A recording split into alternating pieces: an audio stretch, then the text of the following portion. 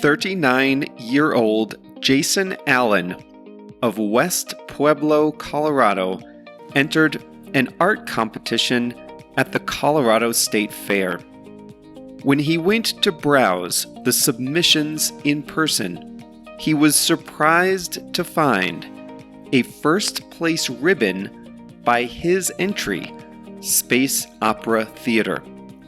He got $300 in prize winnings and an international firestorm of criticism on Twitter.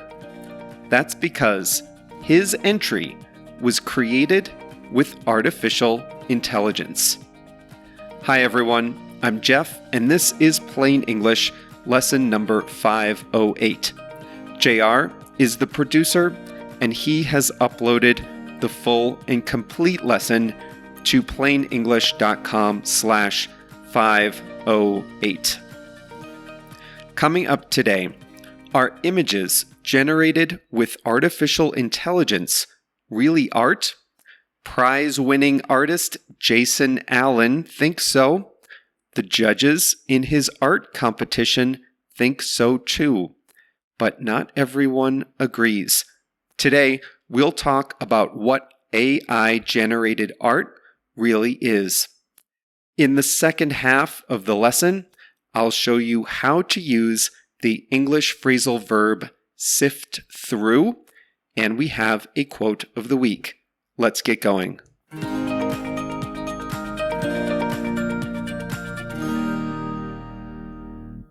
This new technology-driven form of art is controversial among artists and critics. It's causing people to worry that art is dying, that with only a tiny bit of effort, just anyone could create something that earlier would have required effort, intention, and a human touch. A French art critic calls it art's mortal enemy. Another worries that painters will have nothing more to do after this new technology becomes popular. But these critics aren't talking about artificial intelligence. They were speaking in the late 1800s. They were talking about photography. Their words were eerily similar to the reaction on social media to Mr. Allen's AI-generated prize-winning image. We are watching the death of artistry unfold before our eyes, one Twitter user wrote. Another said it was so gross that Mr. Allen would use artificial intelligence to generate an image and then claim to be an artist. But Mr. Allen followed all of the rules of the competition and even disclosed exactly how he made his image. He said his image was created via Midjourney, an AI generator. The judges of the competition didn't know that Midjourney was artificial intelligence, but they said Mr. Allen deserves the prize one way or another. What exactly is the controversy? Artists have long used computers to create, edit, and enhance images. After all, Mr. Allen's painting was submitted to a category for digital art. The controversy is this.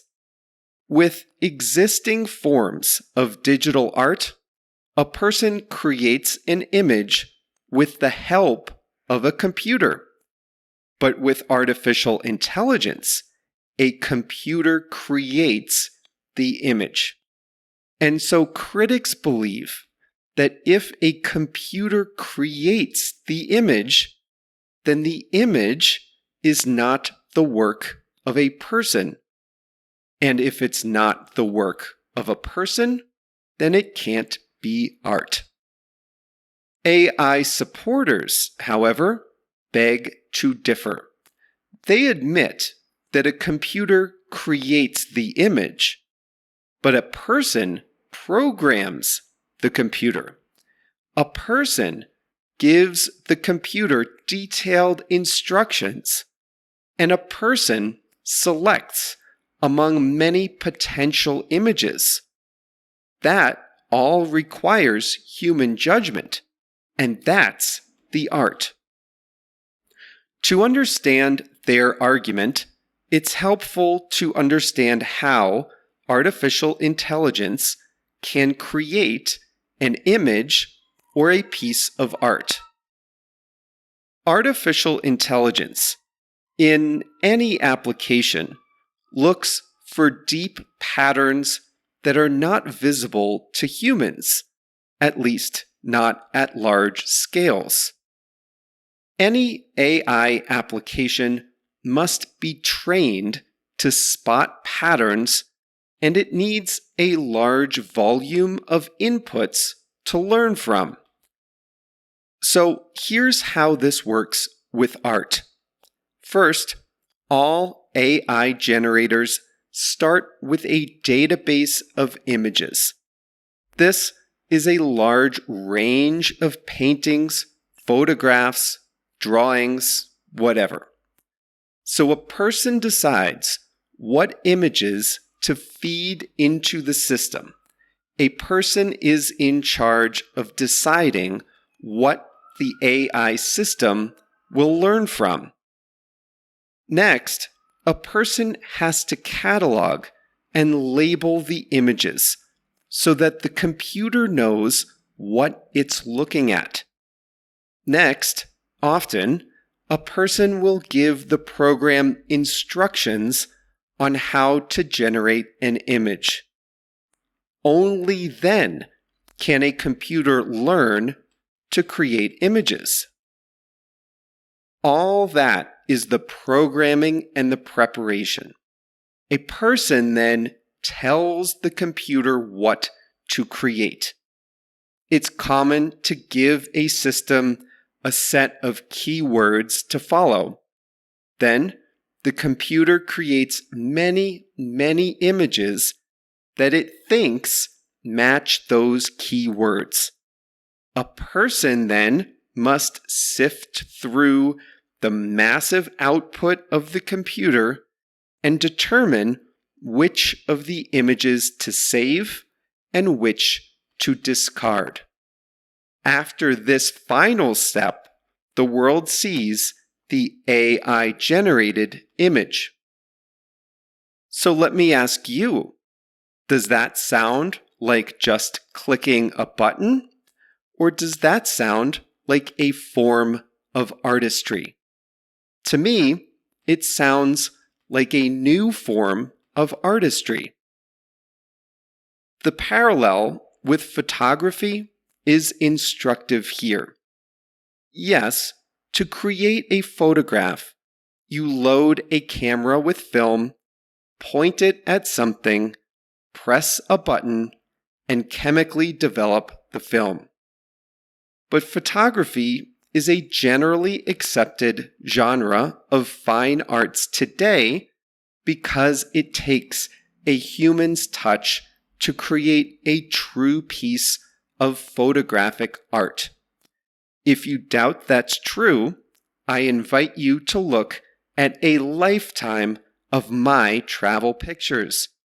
There are many photographs, but there is no art.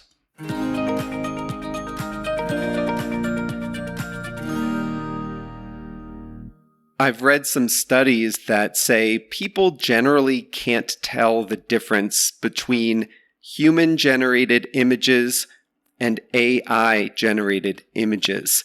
And not only that, but people often prefer the AI images to the ones created directly by an artist. Now, the thing to remember here is that AI-generated art is its own category. Nobody looks at a Monet painting and says, this isn't as realistic as a photograph. And nobody looks at a photograph and says, I wish I could see the brushstrokes. People understand that a photograph and a painting are two different things, two different categories, and you can appreciate both at the same time. I think we'll get there with AI art. It will be its own category. The image associated with this lesson on plainenglish.com was created by the AI generator hotpot.ai. The keywords I fed into the system were baseball in the Milky Way. I figured baseball and Milky Way were common enough terms, but rarely combined. I thought it would create a unique image from commonly understood terms. So tell me what you think. It's the main image at plainenglish.com/508.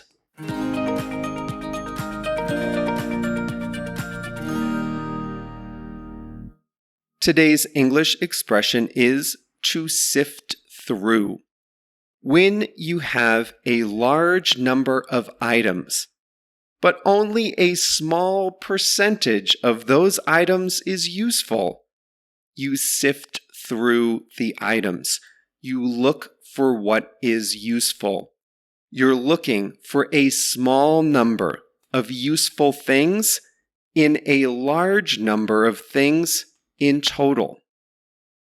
When police investigate crimes, they have to sift through the evidence to see what can provide clues about the crime.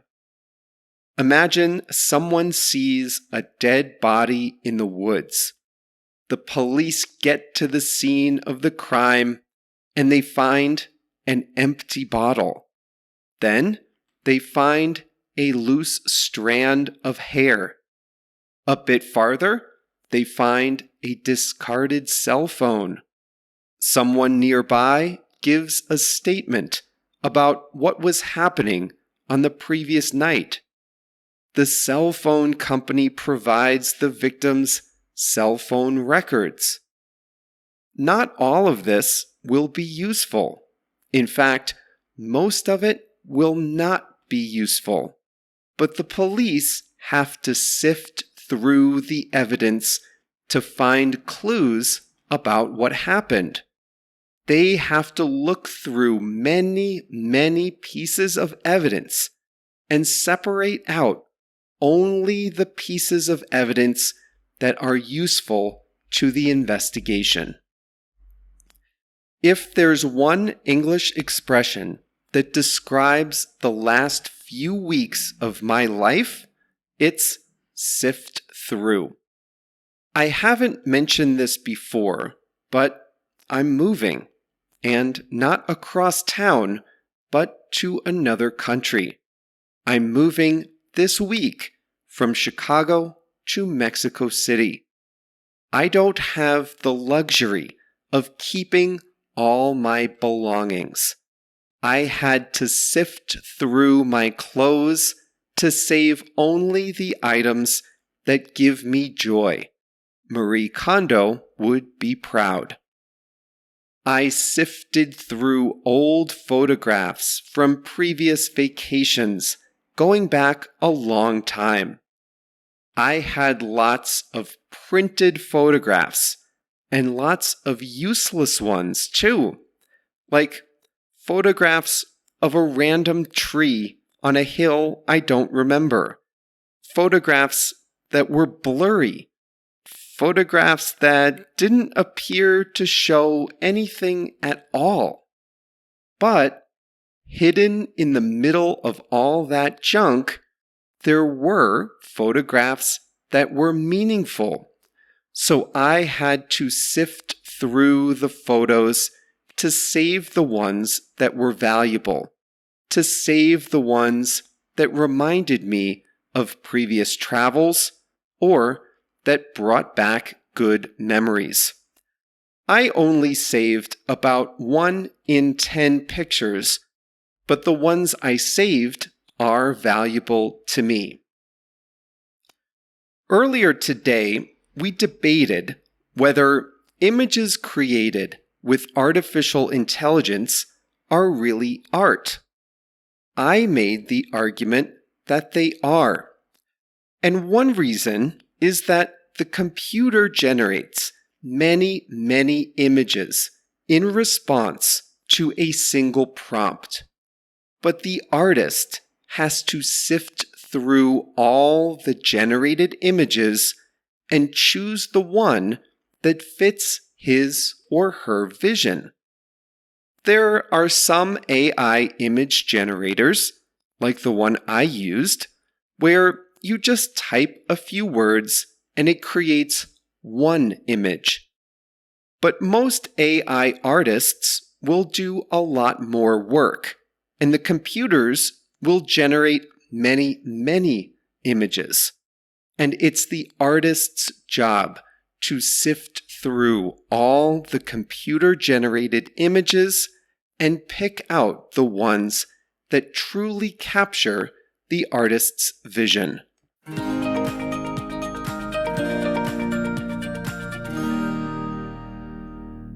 Today's quote comes from George Bernard Shaw, an Irish playwright. He says, "Life isn't about finding yourself. Life is about creating yourself." That showed up as a prompt in my journal app.